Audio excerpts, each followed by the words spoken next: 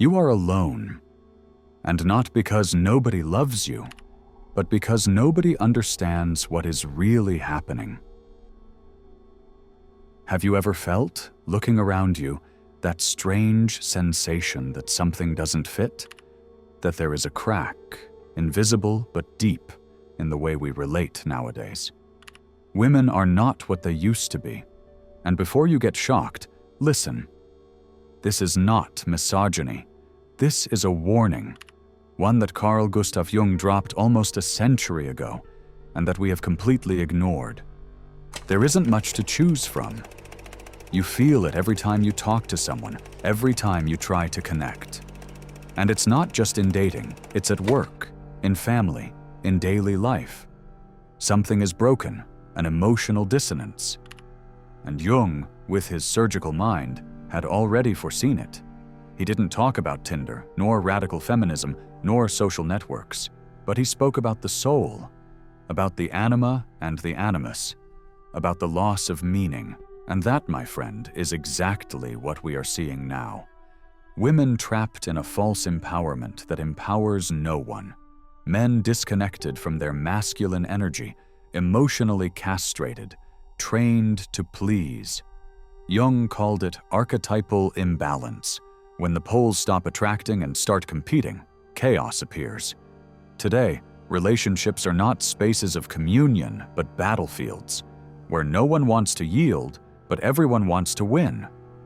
Win what? Loneliness, anxiety, emptiness. Carl Jung was a surgeon of the unconscious. He understood that the human psyche is deeper than superficial behavior. He said that when a woman represses her essential feminine side, she masculinizes in the worst sense. And when a man represses his virile energy, he becomes a shadow of himself.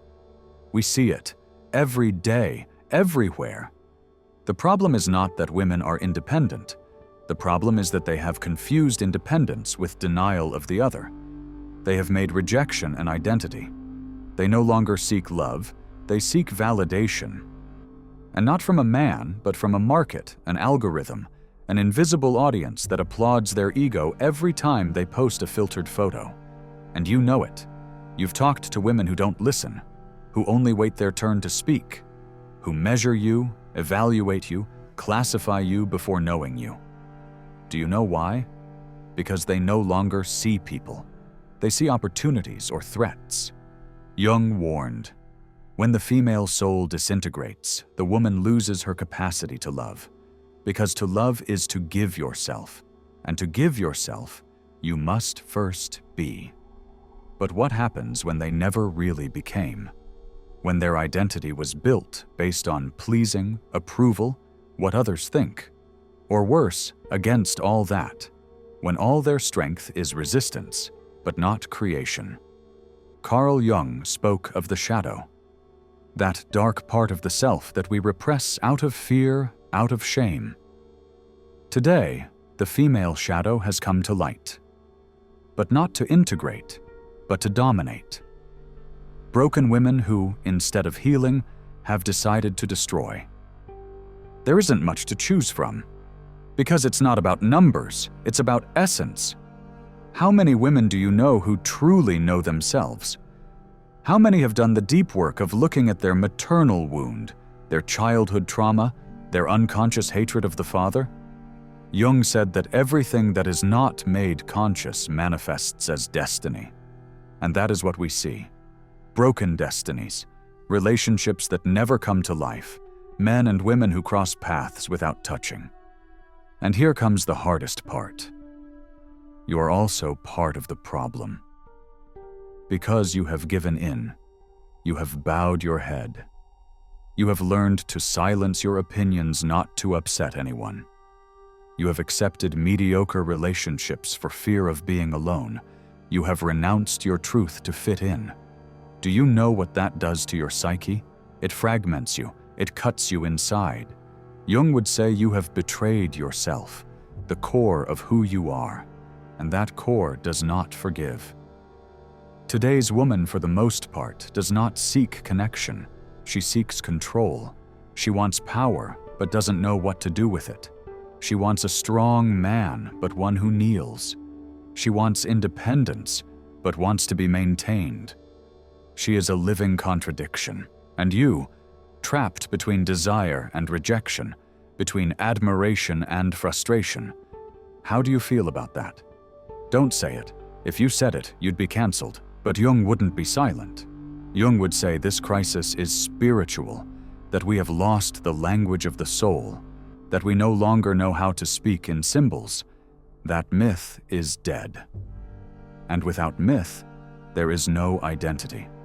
That's why bonds break before they are born. Because the other is a mirror. And if you don't know who you are, what you see terrifies you. Today, the female archetype is wounded. Not broken, but confused. Women have forgotten their inner power and have fallen into the trap of competing from lack, of building from fear, of seducing from rage. That is not feminine. That is a mask. It's a pose. It's projected shadow. And the worst part is it works. Because the system rewards it. The algorithm reinforces it. Friends celebrate it. But deep down, they are empty. And you know it. You can see it in their eyes, in their inability to be silent, in their constant need for stimulus, attention, novelty. Because if they stay alone for 5 minutes, the monster appears. The true self, the wounded girl, the one who was never seen, the one no one validated. And then they attack. Not out of malice, out of defense. Jung would say we need to integrate, not reject, not oppose, not fight. Integrate. The anima and the animus. The masculine and the feminine within each one. But how are you going to integrate if you don't even know what you have denied? How are you going to connect if you are broken inside? And yes, they are broken too. But you can't save them. It's not your job. Your job is not to let them drag you down.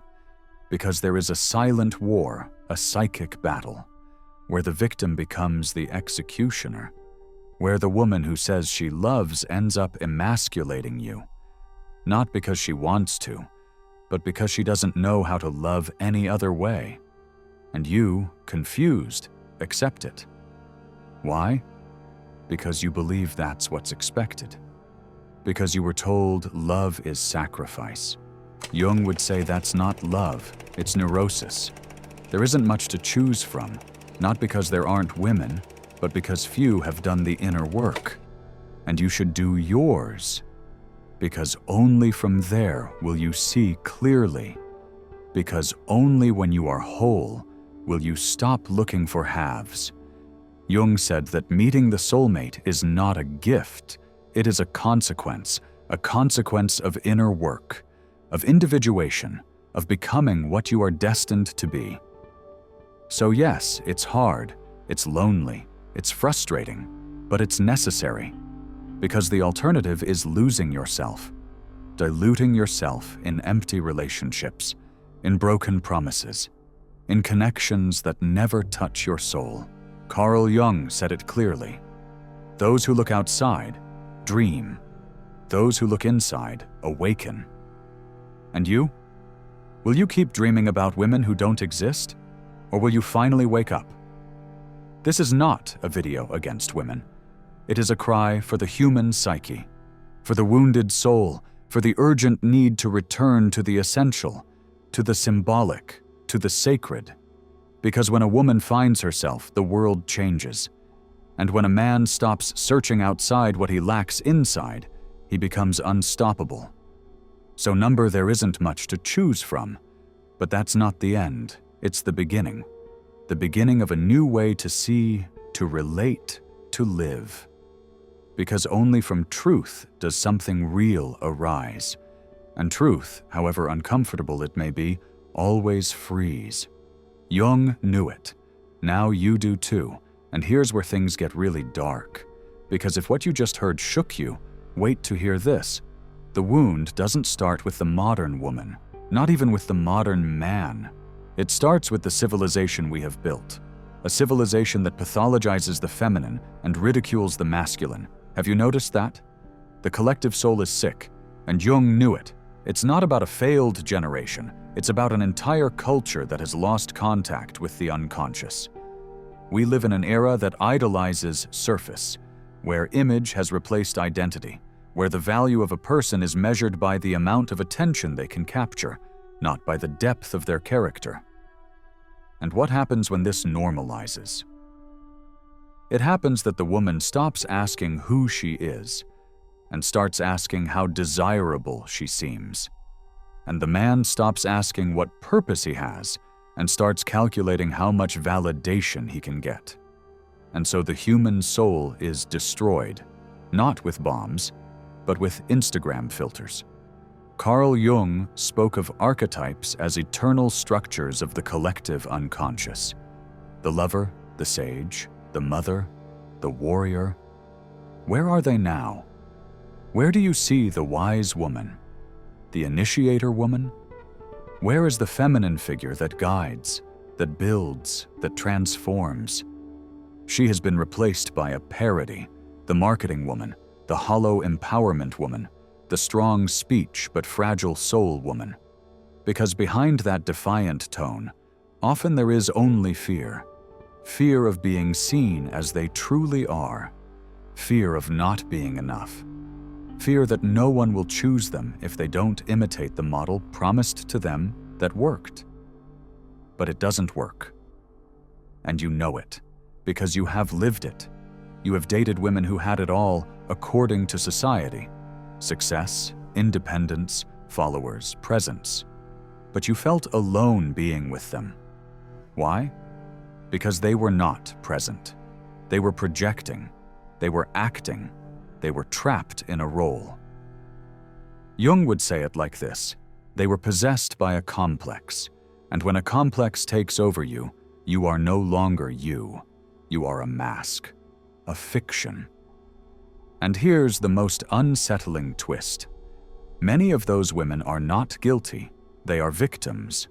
Victims of a system that never taught them to inhabit themselves, only to present themselves, to compete in a war of images, to disconnect from their bodies to belong, to repress their emotionality to be taken seriously, to look at men not as companions, but as adversaries. And that war is not won. It is only survived. Barely. Do you want another uncomfortable truth? Many of these women have never felt real intimacy, not because they haven't been with men, but because they have never been able to let go of control. And without vulnerability, there is no encounter. There is transaction. There is play. There is manipulation. But there is no soul. Jung said the soul enters the relationship only when we lower our defenses. And today, almost no one lowers anything. Everyone is armed to the teeth, emotionally speaking. And it's not about returning to an old model. We are not saying that the woman should be submissive, nor the man dominant. That would be oversimplifying a complex matter. What Jung proposes is something much deeper. Integration, balance, the return of the symbol, the recovery of the soul, the recognition that both poles, masculine and feminine, are wounded, and that they only heal by recognizing each other. But that is almost impossible in a culture that has turned the war of the sexes into entertainment. Movies, series, books, everything is designed to divide, to ridicule men, to caricature women, to sell a fight that benefits no one except those who make money from confusion. And you? Where do you stand in all this? Because most remain asleep. They keep playing the game, repeating phrases they don't understand, criticizing the opposite gender without looking at their own wounds. But you are here, listening, wondering, doubting. And that is a good start, because only he who doubts can awaken. Have you considered what it means today to be a woman, beyond feminist or traditionalist discourse? What it means to be a woman without needing to shout it, without labels, without performance, just being. And what does it mean to be a man beyond strength, money, or validation? Jung would say it like this: Being a man is embodying logos, the creative order. Being a woman is embodying eros, relational energy. Both necessary, both sacred, both wounded. And here comes the final paradox. Only the man who has reconciled his feminine side can truly love. And only the woman who has embraced her inner masculine can sustain a bond without destroying it. But that is not taught. It is not learned in school. It is not in speeches. It is in silence, in introspection, in shadow work. And that, almost no one is willing to do. That's why there isn't much to choose from. Because most have settled for being a mask. Because the work of becoming oneself is too painful, too slow, too real. But you are not here for the easy. You are here because something inside you refuses to live on autopilot. You are here because you know there is something more, something that's not on the screen, nor in appearances, nor in speeches.